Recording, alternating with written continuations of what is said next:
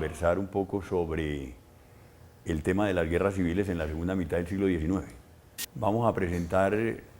algunos rasgos de esas guerras, qué importancia tienen para el proceso de formación del Estado-Nación colombiano y qué impacto tienen en el presente. Tal como venía desarrollando la profesora María Elena Saldarriaga, el tema de la Guerra de los Supremos,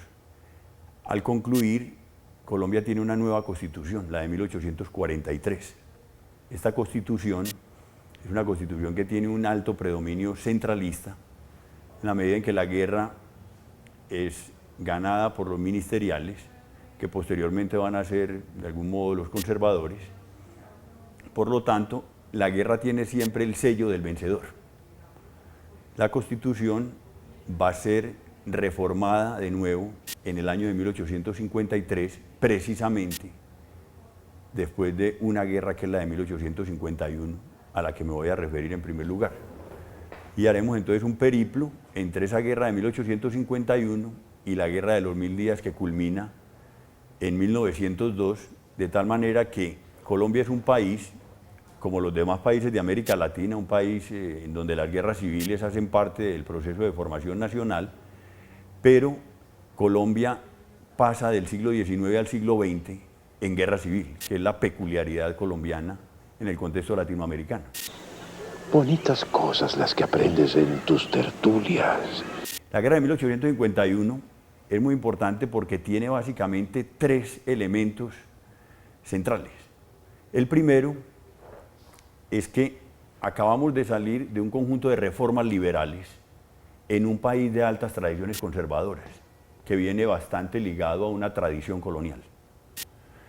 Las reformas liberales, que básicamente propenden por un sufragio universal de varones, por la libertad de prensa, la libertad de cultos. Un segundo tema que es clave es el de la abolición de la esclavitud, que precisamente va a ser un eje fundamental de ese gobierno de José Hilario López a mediados del siglo y de las reformas liberales. Entonces tenemos un conjunto, digamos, de reformas que básicamente buscan es que el Estado se haga más laico, más liberal, propenda por libertades, haya más afirmación de los individuos que del mismo Estado, digamos, más individualidad y menos Estado, y que se deslinde el Estado de la Iglesia. Tema central. La guerra de 1851 es una reacción de los grupos conservadores contra las reformas liberales de un lado, en el Cauca particularmente contra una reforma fundamental, que es la de la abolición de la esclavitud, dado que el Gran Cauca fue siempre un centro de propietarios, terratenientes, esclavistas, y de las únicas regiones, digamos, donde quedaba un bastión importante de esclavos a mediados del siglo XIX. Entonces el Cauca va a reaccionar, básicamente liderado por estos grandes terratenientes esclavistas, contra el gobierno liberal, estos conservadores esclavistas, contra el gobierno liberal, con el objeto de parar la abolición de la esclavitud. O sea, no aprobar esa ley. Antioquia, por su parte, se va a oponer a las reformas liberales, sus grupos más conservadores, en primer lugar, por los temores que tienen de que esas reformas también afecten la propiedad. En segundo lugar, porque pueden afectar a la Iglesia Católica como reformas que previamente buscan una laicización del Estado y de la sociedad. Y en tercer lugar, porque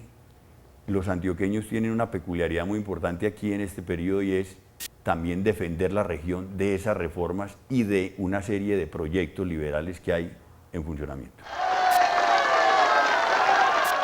Para identificar a los conservadores antioqueños y a los liberales de la élite antioqueña, uno diría que son los defensores de las tres Rs: región, religión y riquezas. De ahí para adelante, pase lo que pase, ese es el punto nodal, y precisamente esta guerra se hace con dos banderas: Dios y federación. Eso es importante tenerlo en cuenta porque Antioquia va a tener una tradición católica que es muy significativa, comparable tal vez a zonas como la de Pamplona en Santander, de una tradición conservadora muy alta y católica, y a Pasto en el sur de Colombia, también con obispos de un alto nivel de ultramontanismo, como Manuel Canuto Restrepo y Villegas, o después Ezequiel Moreno, para quien matar liberales no era pecado en la guerra de los 1000 días. Bien, esta guerra deslinda más radicalmente a los partidos, y esta guerra también está asociada a un tema que es el de cómo descentralizar aún más el país. Y los liberales ganan la guerra, el proceso de descentralización crece, y a una Antioquia que venía precisamente desde la década del 30, como señaló María Elena anteriormente, en esa búsqueda de fortalecimiento como provincia, no obstante había proyectos nacionales de distribuirla en 3 subregiones o en 3 provincias. Una con eje en Medellín, muy disputada por liberales y conservadores, otra con eje en Santa Fe de Antioquia, también bastante disputada por ambas partes, y una provincia más liberal que tenía su centro en Río Negro y que va a ser la provincia de Córdoba. Digamos que se quiebra esa unidad regional, más o menos aparente diría yo, porque Antioquia también tiene muchas otras subregiones que generalmente se habla poco de ellas, pero que son muy importantes. Las subregiones mineras del nordeste, un suroeste que viene iniciando se viene iniciando sobre él un proceso de colonización, un sur que viene construyéndose desde comienzos del siglo XIX y que va a romper con oleadas colonizadoras, lo que podríamos llamar esa zona que va hasta Manizales, precisamente pasando por Abejorral, Sonsón, Salamina, y creándose todo ese corredor de Filadelfia, Pensilvania, hasta Manizales, hasta 1848, y nos vamos corriendo hasta 1863 en esa oleada que se va hasta lo que llamamos los valles del Risaralda y Pereira, y más adelante hasta la década del 80 del siglo XIX, hasta el río La Vieja y el Quindío. Bien, la guerra es un elemento muy importante, digamos, de diferenciación partidista, pero al mismo tiempo la guerra es una manera de resolución de conflictos, hay que decirlo de ese modo, parcial, de acuerdo, pero es una modalidad de ir tratando de resolver conflictos cuando no se puede a través de las formas políticas más clásicas. La idea de levantar los pueblos me parece temeraria. Señores, todavía no hemos agotado las vías de la ley y la razón para aceptar la pertinencia de una acción armada. Entramos entonces en un periodo en el cual vamos a ver surgir a partir de las provincias los estados confederados. Los 8 estados confederados de 1858, en esa otra constitución, son el resultado de un proceso de asociación de provincias en distintas regiones, y veremos aparecer en 1855 el primer estado confederado, el primer estado, llamémoslo así, que es Panamá. No es fortuito, Panamá ha sido de alguna manera una región bastante distante del resto, digamos, del país, de difícil acceso, solamente se puede llegar allá a través de por el mar, a través de la navegación a vapor de la época. Está bastante distante y de alguna manera es la primera región que se afirma en 1855 como un estado federal. Luego tendremos Antioquia en el 56, también es llamativo que sea la segunda región que se afirma, y luego las otras 6 regiones del país que van a constituir estados, 3 en la costa, pues, otras 2 más en la costa, que serían Bolívar, con centro en Cartagena, precisamente separada del Magdalena por el río, hasta La Guajira, que sería el estado del Magdalena. En la parte centro-oriental tendríamos a Cundinamarca, en el centro, con su eje en Bogotá, Boyacá, con su centro en Tunja, y con toda esa zona, todo ese corredor que hay, digamos, sobre los llanos de Casanare, y Santander, en el centro-oriente, y luego tendríamos en el noroccidente Antioquia, y en el suroccidente el Cauca, y un estado que va a surgir en plena guerra en el año 1861, que es el del Tolima, que está atravesado por el río Magdalena en su corazón del Agualao, y que va a ser posteriormente el que va a dar lugar a a las regiones del Tolima y de el Huila. Bien, digamos que vamos hacia un periodo, digamos, en que cada vez el proceso de regionalización del país es más fuerte. Sectores conservadores van a buscar que no haya una división tan, digámoslo así, que las regiones no tengan tanto peso. Y digamos que el gobierno de Mariano Ospina Rodríguez de 1857 al 61 es el que va a tratar de cortarle un poco las alas a esa configuración de estados confederados de la Constitución del año 58. Y la reacción va a venir precisamente de sectores liberales o de sectores que fueron incluso en otras épocas conservadores, pero que van a tener ya una perspectiva más liberal, como el caso de Tomás Cipriano de Mosquera. Mosquera va a levantar una guerra civil contra el gobierno de Ospina Rodríguez, precisamente porque el gobierno de Ospina Rodríguez está cortándole las alas a las formas nuevas de federación. Y Mosquera va a propender básicamente por unos estados federales soberanos, que eso es excepcional en el mundo. Digamos que uno puede entender que haya una especie, digamos, que haya estados confederados como el caso norteamericano, o que haya, digamos, estados confederados como en el caso incluso francés, pero en Colombia era estados federales soberanos, que tenían unos niveles de independencia muy altos. Pues bien, la guerra se hace, yo diría que esta es la guerra, la de 1859 al 62, es una guerra por el fortalecimiento de las regiones, digámoslo de esa manera, en contra de un gobierno conservador que quiere ponerle límites. Pues bien,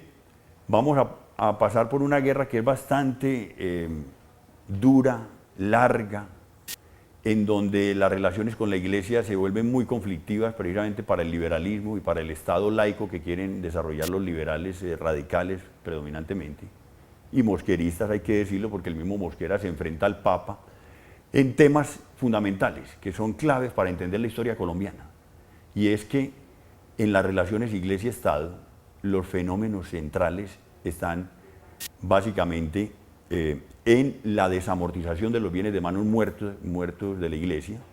que produjeron unos 12 millones de pesos en la venta que hicieron los liberales en sus gobiernos de 1863 al 78 aproximadamente. ¡Qué sacrilegio! Le quitaron hasta la corona. Cuando en el caso mexicano, por ejemplo, la desamortización pudo valer aproximadamente de tierras unos 100 millones de pesos. Entonces, comparativamente, uno también se da cuenta de qué sociedades estamos hablando, de la extensión de la propiedad que podía tener la Iglesia Católica allá, mucho mayor que acá, en donde incluso la desamortización colombiana tiene un peso más marcadamente urbano que rural. Bien, desamortización de bienes de manos muertas, punto central de conflicto entre la Iglesia y el Estado. Tuición de cultos o inspección de los cultos, es decir, que el Estado podía controlar a la Iglesia Católica y a las demás iglesias o religiones, con el objeto de que, en la medida en que hay libertad de cultos, pues cada una pueda de algún modo coexistir con las demás, pero ninguna imponerse a la otra, a las otras. Yo no sé nada, solo tengo la orden de liberarlo para que se presente en el cabildo. Y en tercer lugar, el tema de la educación. Es fundamental. El tema de educación laica o educación católica. Y en eso hay una conflictividad muy alta.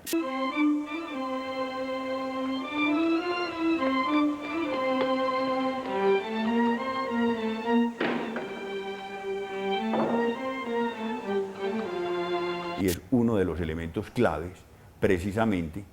para la configuración de una guerra que va a venir más tarde, que es la de 1876. Evidentemente vamos a pasar por un periodo federal que yo diría que tiene una serie de perspectivas democráticas en donde vamos a tener, digamos, un proyecto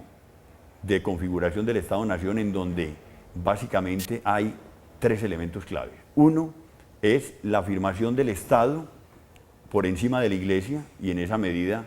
el proceso de desamortización, de control de la educación por parte del gobierno radical. Y en tercer lugar, bueno, lo de la educación es muy importante porque es un eje fundamental para entender esta diferenciación partidista y también el proyecto de los radicales con respecto a la nación. Y es configurar una universidad nacional de Colombia en 1877, que sea el eje de las normales,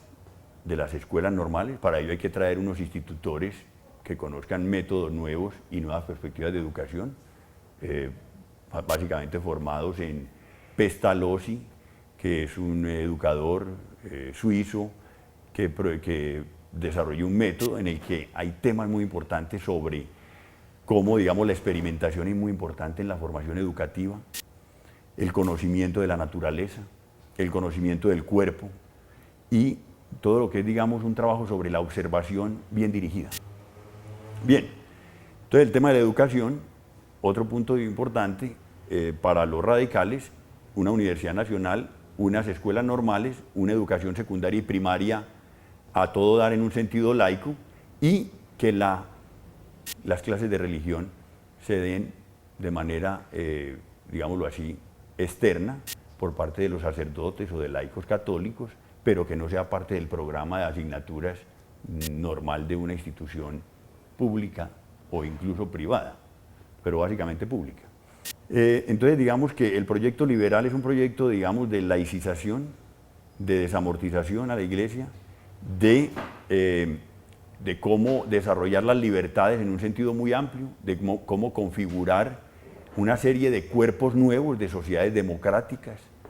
de cómo crear una prensa liberal, abierta, internacionalizada, como es por ejemplo un diario como el de Cundinamarca, para poner un caso, y de cómo crear todo un ambiente de libertades, evidentemente con dificultades.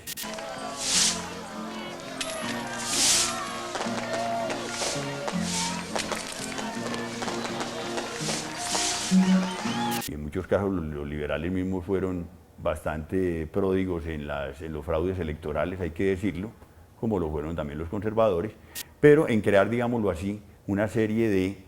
elementos democráticos para la construcción de una nación distinta a esa tradición conservadora de que se nutría la nación. Bien, la guerra del 76 es básicamente una expresión del conflicto frente al fenómeno educativo, pero en general hay que decir, es la confrontación de dos grandes maneras de hacer Estado-Nación en el siglo XIX. O el Estado-Nación es conservador y católico, o es liberal y laico. No hay sino esas dos maneras de hacer Estado-Nación. Y en esa disputa hay una confrontación de proyectos de Estado-Nación. Y precisamente, si bien la educación parece ser, digamos, el eje fundamental que lleva la guerra, y la guerra se ha denominado la guerra de las escuelas, la guerra de los curas, se podría decir que la guerra hasta de los obispos, porque muchos obispos incitaron a la guerra, a desobedecer al gobierno liberal y evidentemente incendiaron la guerra, para decirlo en pocas palabras. Porque Él, el divino, es el que nos atribula por nuestros pecados. Si bien se ha dicho que la educación es el motivo, aquí lo que hay es una confrontación de dos modelos de construir esta nación colombiana. Pues bien, vamos a la guerra del 76, donde básicamente la confrontación es bastante fuerte, digamos que es tal vez uno de los momentos en que tanto el gobierno nacional como los conservadores tienen ejércitos más o menos orgánicos. Uno diría que un gobierno liberal que logra llegar a unos 30.000 hombres en pie de guerra, en ejércitos regulares, y un ejército conservador que entre ejércitos regulares y guerra de guerrillas puede tener alrededor de 14.000 a 15.000 hombres en todo el país, son ya respetables, son cifras respetables. Y hay pues muchas polémicas acerca de qué tanto incorporan las guerras civiles colombianas a la población, y yo diría que tal vez en los ejércitos es en parte significativo, pero todavía lo es más en la implicación que hay de las localidades. La gente se mete muchas veces a la guerra porque la guerra da ocupaciones, y muchas veces se da más ocupación en tiempo de guerra que en tiempo de paz. La gente va a la guerra por el partido, por el partidismo político, al partido con razón o sin ella. La gente va a la guerra por defender su religión. Es la Virgen Santísima en persona, Nuestra Señora de la Concepción.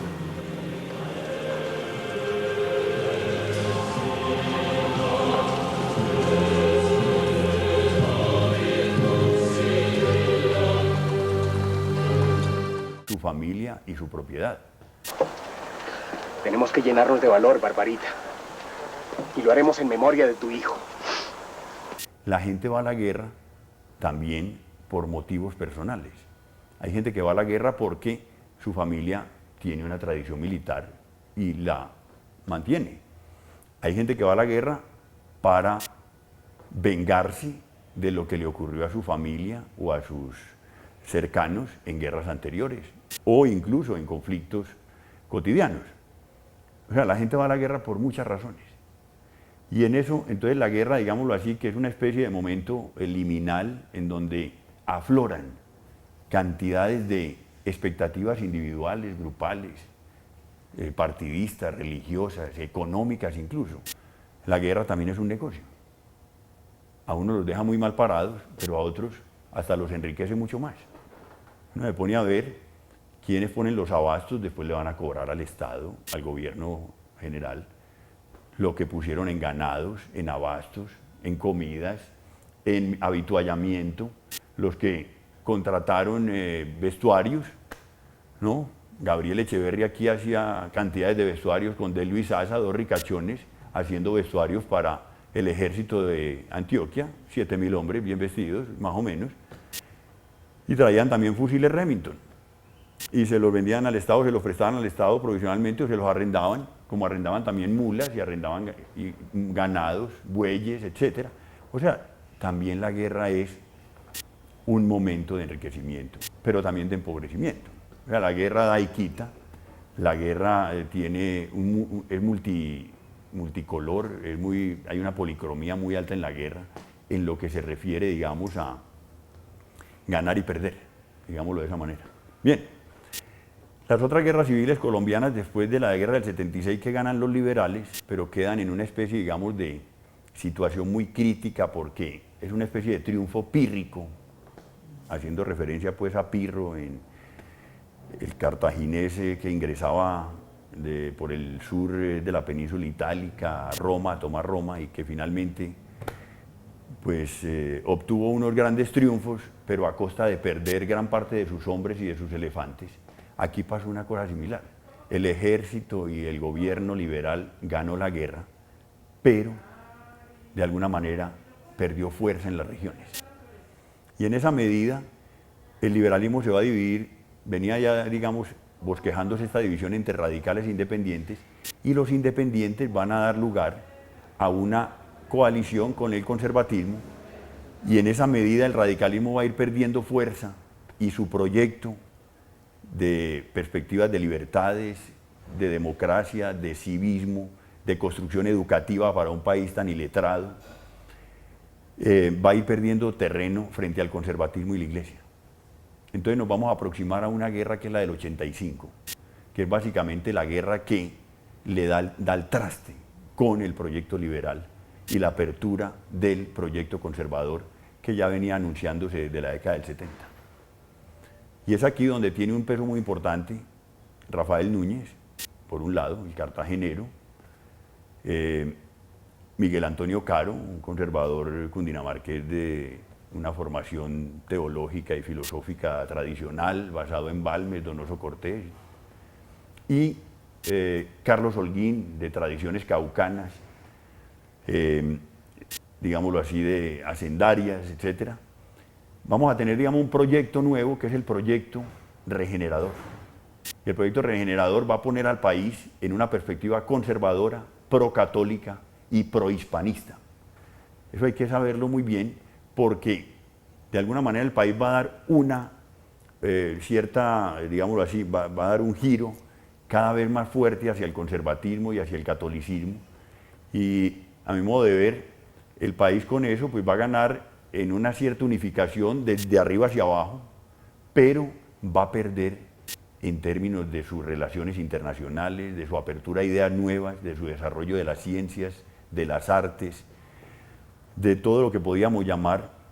una serie de estrategias liberales en las que estaban metidos ya casi todos los países latinoamericanos. El único país que de alguna manera se devuelve hacia unas tradiciones conservadoras y procatólicas es Colombia. Pero si uno mira desde Centroamérica hasta el Cono Sur, la mayoría de los países latinoamericanos están en una perspectiva de libertades, laicización, de hacer unas relaciones Iglesia-Estado cada vez más, digámoslo así, más independientes. Pero en cambio en Colombia vamos hacia una constitución centralista, un concordato con la Santa Sede, una apropiación de nuevo de la Iglesia de los cementerios, toda esta imposición de alguna manera de cómo dejar ingresar la Iglesia a la vida íntima y a la vida colectiva de las gentes. O sea, de la Iglesia como elemento esencial del orden social. Pues bien, la regeneración es un tema muy amplio que habría que desarrollar más, pero voy a decir pocas cosas, y es: la regeneración excluye al liberalismo de los cargos de gobierno, de los cargos en las regiones. De alguna manera el liberalismo es estigmatizado en la medida en que es leída la federación como un periodo abominable por parte de los conservadores, y por lo tanto aquí se impone más el orden y un cierto autoritarismo frente a las libertades, hay que decirlo de esa manera. Entonces la Constitución tiene una serie de limitaciones a las libertades de prensa, de expresión, de asociación, que son muy importantes para entender también de qué manera el conservatismo y la Iglesia van recostando al liberalismo hasta llevarlo a dos guerras, como la del 95 y la de los 1000 días. Sobre todo la última va a ser bastante dolorosa y va a marcar mucho las mentalidades colombianas hacia el siglo XX, y de alguna manera uno podría decir que un fenómeno como el de la guerra de guerrillas no se liquida en la guerra de los 1000 días, sino que de alguna manera va a aparecer de otras maneras en el siglo XX, bien sea a través, digamos, de protestas, de ligas campesinas, de tomas de tierras, de expresiones, digamos, de movimientos obreros, de movimientos, digamos, que tienen que ver con las zonas portuarias y ferroviarias, del surgimiento de un partido socialista en el 1919 y un partido comunista en 1930. O sea que, digamos que se va construyendo un país en el contexto de una serie de desigualdades y de violencias que evidentemente hay que considerar para poder entender el presente. Y es que el fenómeno de la guerra tiene muchas asociaciones posteriores con el fenómeno los fenómenos de violencia del siglo XX, y el fenómeno de la guerra de guerrillas tiene una tradición que viene desde las guerras de independencia, pasa por el conjunto de las guerras, tiene una expresión muy alta en la guerra de los 1000 días. Uno podría decir que, como varios autores lo han tratado, la guerra de los 1000 días pudo haber tenido alrededor de 327 guerrillas liberales en todo el país, con un peso más alto en Santander, Cundinamarca y Tolima, y unas 20 o 30 guerrillas conservadoras, porque evidentemente hay un ejército regular conservador.